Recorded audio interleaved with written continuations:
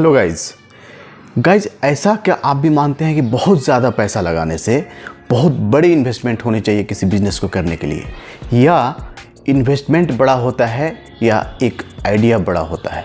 कोई भी बिज़नेस को सक्सेस होने के लिए एक अच्छा आइडिया होना चाहिए या एक बहुत बड़ा इन्वेस्टमेंट होना चाहिए? अगर आपको लगता है कि एक बहुत बड़ा इन्वेस्टमेंट होना चाहिए तो इस वीडियो को स्किप कर सकते हैं। अगर आपको लगता है कि नहीं, किसी भी बिज़नेस को चलाने के लिए एक अच्छा आइडिया, एक अच्छा प्लानिंग की ज़रूरत होती है, तभी एक बिज़नेस चलता है, चाहे इन्वेस्टमेंट मिनिमम क्यों ना हो, कम क्यों ना हो, ना के बराबर क्यों ना हो। तो इस वीडियो में मैं यही बात करूंगा कि एक अच्छा आइडिया क्या है और एक ऐसा आइडिया मैं आपको बताऊंगा जो मिनिमम इन्वेस्टमेंट के अंदर में आप एक बहुत अच्छा बिज़नेस कर सकते हैं और एक बहुत बड़ा बिज़नेस कर सकते हैं। और इस पर अगर आप निरंतर प्रयास करते रहें, निरंतर कोशिश करते रहें लगातार, तो एक दिन बहुत ही जल्दी 1 साल के अंदर में इतना बड़ा आपके पास बिज़नेस हो जाएगा कि आप कल्पना भी नहीं कर सकते हैं। क्यों? क्योंकि आप हिस्ट्री उठाकर देख लीजिए, जितनी भी बड़ी बिज़नेस आज आप देख रहे हैं जो मल्टीनेशनल है, वो कहीं ना कहीं एक बहुत छोटे से जगह पे जीरो से शुरू हुआ था, एक मिनिमम अमाउंट से शुरू किया गया था गाइज। तो एक क्या आइडिया है वो मैं इस वीडियो में बात करूँगा। वीडियो थोड़ी बड़ी हो सकती है, लेकिन आप अगर देख लेंगे तो हो सकता है कि आपके जीवन का ये एक टर्निंग पॉइंट होगा।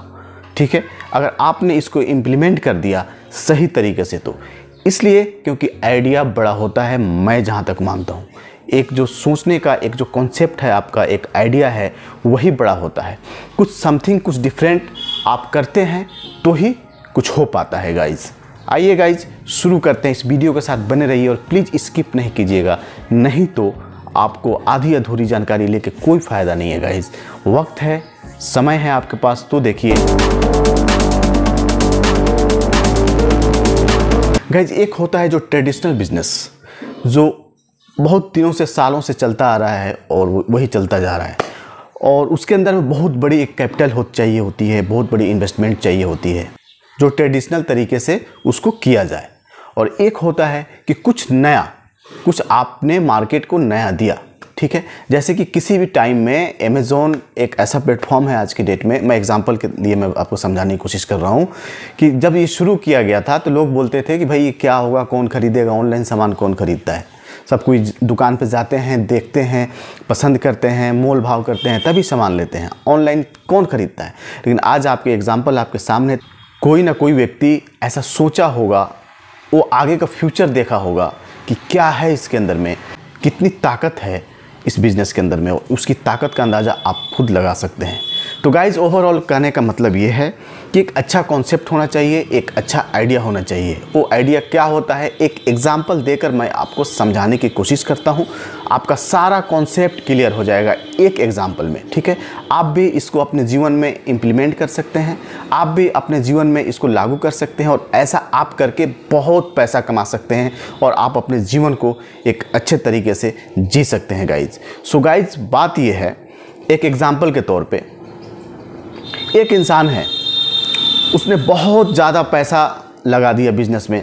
सपोज गारमेंट्स का बिज़नेस है, ठीक है, गारमेंट्स के बिज़नेस में उसने लाखों का सामान, लाखों का गारमेंट्स का जो मटेरियल है उसने ख़रीदा, कपड़े ख़रीदे और ला करके उसने स्टॉक कर दिया अपने गोडाउन में और एक दुकान पे बेचना शुरू कर दिया। ये हो गया एक ट्रेडिशनल बिज़नेस। ये बहुत दिनों से ये चलता आ रहा है। ठीक है, ये बहुत दिनों से चलता आ रहा है कि भाई आप होलसेल मंडी से माल उठा लो और दुकान में ला के बेच दो।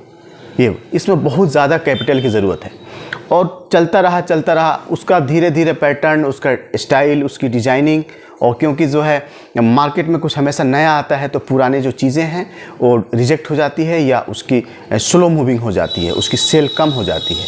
तो उसका क्या हुआ कि बहुत ज़्यादा माल उठा लिया और उसका धीरे धीरे पैटर्न सब पुराने हो गए, उसकी डिज़ाइनिंग पुरानी हो गई और उसकी माल डेड हो गई और एक बहुत बड़ा लॉस हुआ उसको। अब उसकी माल बिक ही नहीं रही है, माल है उसके पास लेकिन बिक नहीं रही है। अब बिक नहीं रही है, इसका क्या सोल्यूशन है भाई? इसका तो 2 ही सोल्यूशन है। या तो आप घाटे में आपकी जो खरीद रेट है उससे कम करके बेच दो, ठीक है ना, या फिर आपको उसी तरह से स्लो मूविंग करना होगा। तो स्लो मूविंग आपकी जो दुकान चलेगी तो जो आपका एक्सपेंसेस है कहीं ना कहीं आपका ज़्यादा है और दुकान की जो अर्निंग है कम है, तो आप घाटे में चले गए, बिजनेस बंद हो गई। ये एक पहलू हो गया। इस तरह से जो ट्रेडिशनल बिजनेस है, इस नज़रिए से लोग देखते हैं। मैं क्या बोलता हूँ, एक अच्छा आइडिया क्या बोलता है कि सपोज किसी गारमेंट्स फैक्ट्री में, जो आज के डेट में हर जगह छोटी छोटी फैक्ट्रीज लोग बना के बैठे हैं, कहीं टी शर्ट बन रहा है, कहीं पैंट बन रहा है, कहीं शर्ट बन रहा है, कहीं लेडीज़ गारमेंट्स बन रहा है, तो छोटी छोटी कॉन्सेप्ट है।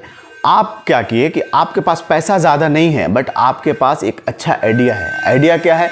आपने पहले रिसर्च किया, पूरे मार्केट को सर्वे किया कि क्या चल रहा है मार्केट में, क्या चल रहा है मार्केट के अंदर में। आपने पूरे मार्केट को खंगाला और क्या डिजाइनिंग अभी मार्केट में चल रहा है उसको लिया, और नेट से, इंटरनेट पे आपने सर्च किया भाई यूके में क्या चल रहा है, यूएसए में क्या चल रहा है, ऑस्ट्रेलिया में क्या चल रहा है, किस तरह की वहाँ की जो वहाँ की वेशभूषा है, लिबास है, वहाँ चल रहा है, इंडिया में कितना इसको फॉलो किया जाता है।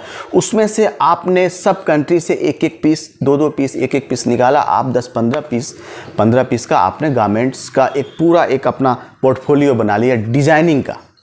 ठीक है, मेरी बात को आप ध्यान से देखिएगा, नहीं तो मिस हो जाएगा, फिर बाउंस हो जाएगा, फिर आप बोलेंगे समझ में नहीं आया।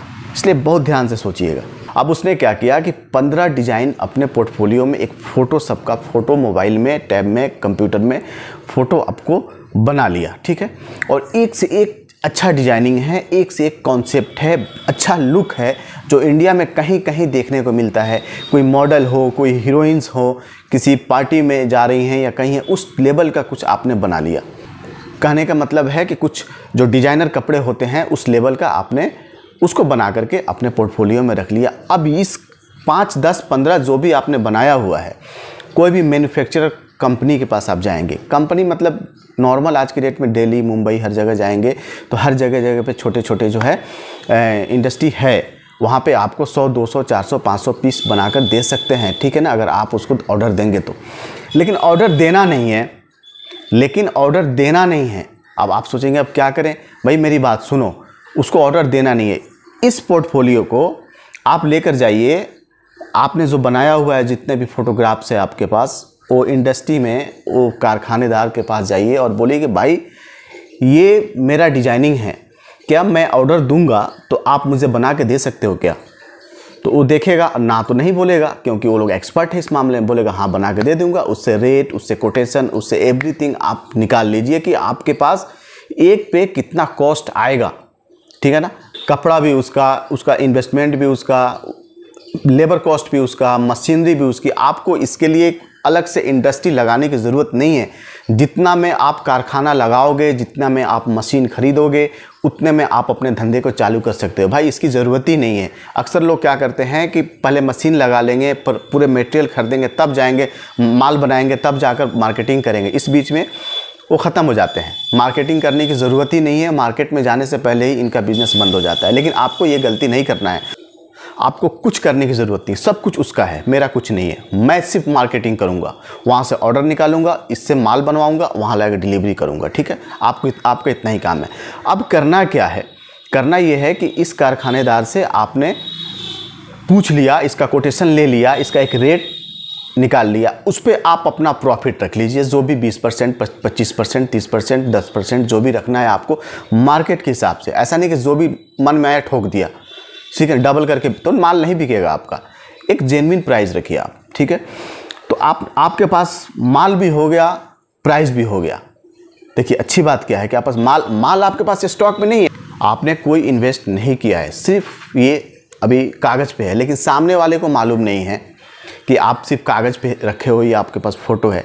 आप मार्केट को सर्वे करना शुरू कर दो। आपका जो नियर बाई सिटी है, जो आपका बड़ा सिटी है, कैपिटल सिटी है, वहाँ पर जाइए और बड़े बड़े जो दुकानदार हैं, छोटे दुकानदार हैं, मिडिल क्लास के दुकानदार हैं, होलसेलर हैं, होलसेलर का एक अलग रेट रखिए। जो रिटेलर शॉप्स हैं, दुकानें हैं, उनकी एक अलग प्राइस रखिए।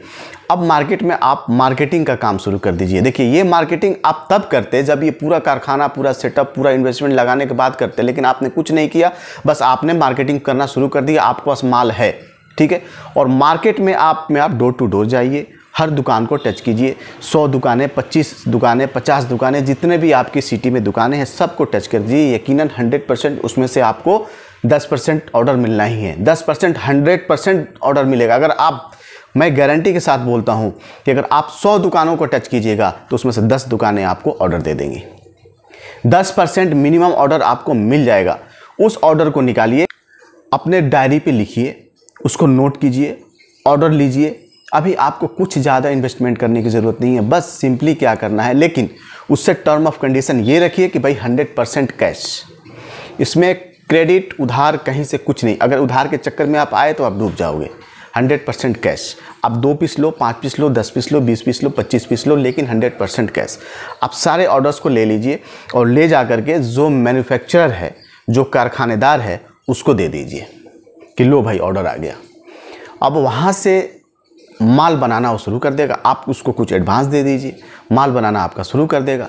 और क्योंकि वो आपको अच्छा से नहीं जानता है, आप उसे नहीं जानते हैं, तो वो भी आपको उधार माल क्रेडिट पे नहीं देगा। उसको आपको पे करना होगा। जितना ऑर्डर आया है उतना ही पे करना है। यानी कि एक से आप यहाँ से माल उठाएंगे, वहाँ पर ले जा कर के दे देंगे और आपका कैश हो जाएगा। ठीक है ना। आप प्रॉफिट आप अपने पास रख लीजिए और बाकी का सामने वाले को दे दीजिए। अगर मान गया तो ठीक है, नहीं तो थोड़ा इन्वेस्ट करके सारे माल को उठाकर ले जाकर वहाँ डिलीवरी कर दीजिए और उससे पैसा लेकर आप एंजॉय कीजिए। आपका प्रॉफिट आपके पास है। तो आपको क्या करना पड़ा, आपके पास कारखाना नहीं है, आपके पास कोई मशीनरी नहीं है, आपके पास मैन पावर नहीं है, लेबर्स नहीं है, आपके पास कोई मटेरियल खरीदने की ज़रूरत नहीं पड़ी, माल मैन्युफैक्चरिंग कराने की ज़रूरत नहीं पड़ी। आपको उसके अंदर बहुत सारे प्रोसेस होती है, उसके अंदर QC क्वालिटी चेकर रखने की ज़रूरत नहीं पड़ी, मास्टर कटिंग मास्टर, ये सारे झंझट से आप बच गए।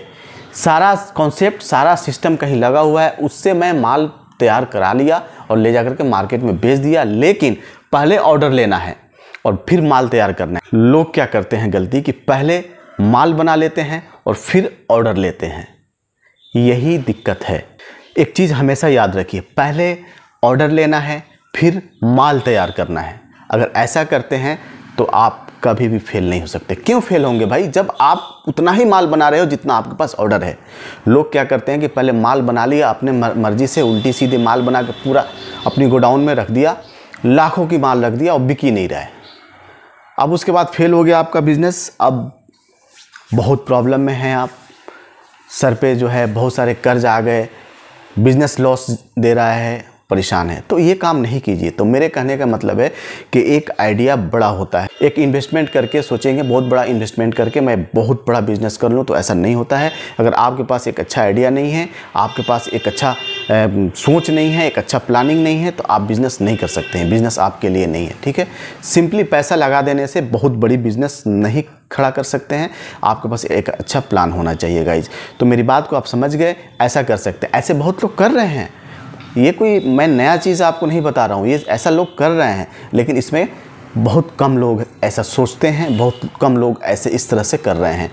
अगर आप भी करेंगे ऐसा तो यकीनन आपकी बिज़नेस बहुत अच्छी जाएगी। कम पैसे में, कम इन्वेस्टमेंट में आप एक अच्छा बिज़नेस को अचीव कर सकते हैं गाइज़। सो गाइज़, ये वीडियो बड़ी लंबी हो जाएगी। इस तरह की कुछ और बातें हैं तो मेरे कमेंट बॉक्स में लिखिए कि किस तरह की चीज़ें आपको, किस तरह की बिज़नेस पे सजेशंस चाहिए, क्या चाहिए, मैं उसका वीडियो बना के मैं आपको दूंगा गाइज़। तो इस चीज़ को याद रखिए कि आइडिया बड़ा होता है, बिज़नेस नहीं।